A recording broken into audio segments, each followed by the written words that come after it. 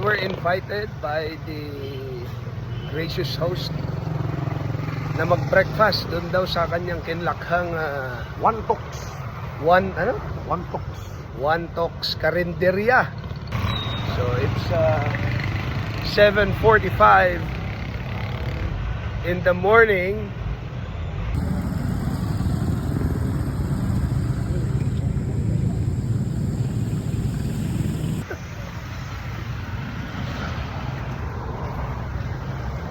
One Tox Eatery. Yan.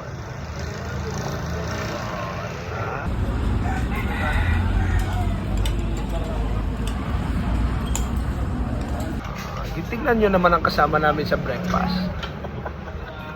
Good morning. Yan. Mayor Stephen Palmares. CPA na, attorney pa. Wala nang hahanapin. Wala na. Mayor, may tanong ako sa'yo. Nag-mayor ka 7 years ago. First time. Yeah, 2019. 2019. Anong kaibahan noon at ngayon? Dami. Dati wala pa yung tulay dyan.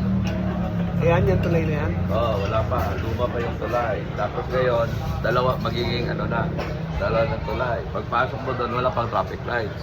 Ayan, may traffic lights na. Tapos dati, pag pumasok ka, lahat yan, illegal settlers yan, lahat.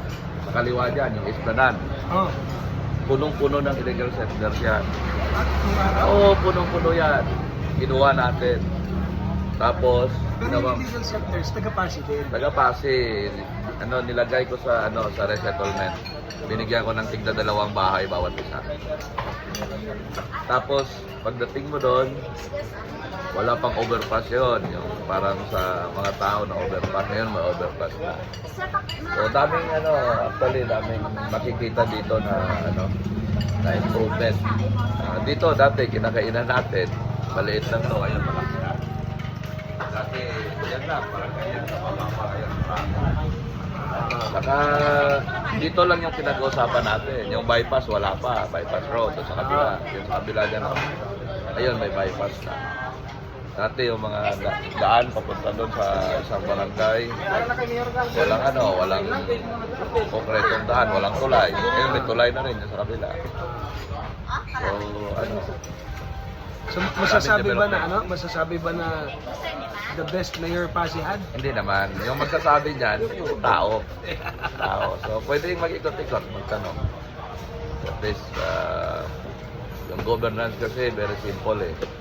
Dapat yung governance shall be felt. Shall be felt by an ordinary citizen. Yan.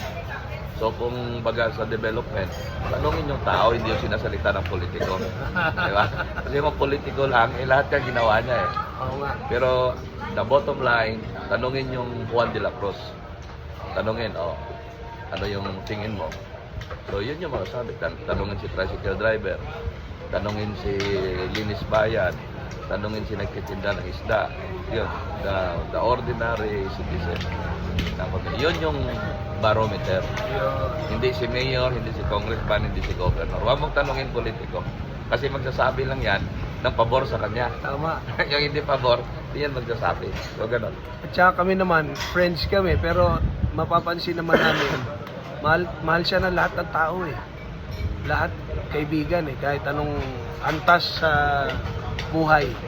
Mayor, ito isa pa. Kung merong kang siyempre, hindi naman forever ang politics eh. May mga progression yan eh. Diba? Di nga natin alam, in 2 years, nasang banda ka na. Pero sa Pasig City, pag sinabing Mayor Stephen, ano ang tatatak sa tao? Ba't kanila maalala? Siguro, sa sinabi ko kanina, kung titingnan mo sa gobyerno, budget yun. Pero, ang ginawa siguro, yung sa bawat puso ng tao. So, yung mga programa natin, hindi lang infrastruktura, comprehensive. So, diretso sa tao. So, siguro yung tatatak doon, yung every time na may problema sila sa buhay, may tatakbuhan. Lahat eh. Oo. Hindi lang from birth to death eh, from home to tomb. Ano pa? Ano? Hindi na pwede, censor tayo. Walang MTRCB. Wala. Kasi vlog eh. Hindi tayo ano sa KBP at MTRCB. Pero hanggang sa huling kantungan, Yeah. mayroon tayong programa. So, yung tatatak doon, yung tatak Mayor's Dinner Service. Yun. Oy, bihira meron nun ha. Yung iba yata walang ganun eh. Hindi lahat, hindi lahat.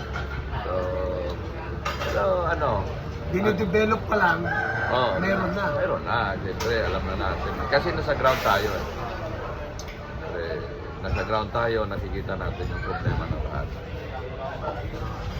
Mayor, in your last 2 years of mayorship, ano ang plano mo pa para sa Pasig? Kasi, siyempre, dami tayong plano. Yung iba, hindi ko na rin yung matatapos. Ibigay ko na lang sa susunod na mayor. Pero sports pa rin tayo. Sige. Palangga, Pasig pa rin. Palangga Pasig pa rin. Palangga Pasig. Sports. Mayor ha, sa term mo din, in the last few years, nakilala na yung Pasig as the sporting hub of the Western Visayas. Bibihira ang makagawa niyan ha.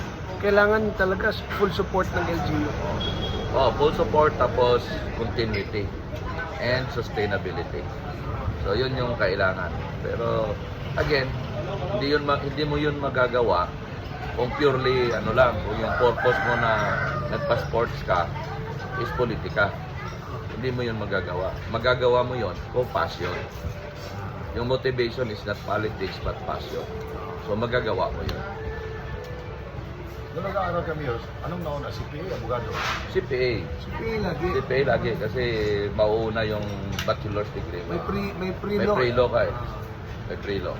Kita nyo naman, kaway ng kaway, di ba? Yun lang. Kaibigan natin. Di ba ito nangangawin? Hindi naman. Kaibigan natin natin. Tsaka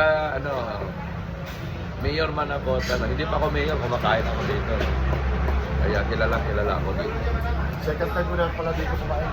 Ikot tayo. Mostly ng mga bisita ko, kahit anong antas ng buhay, dinadala ko dito. Para alam nila.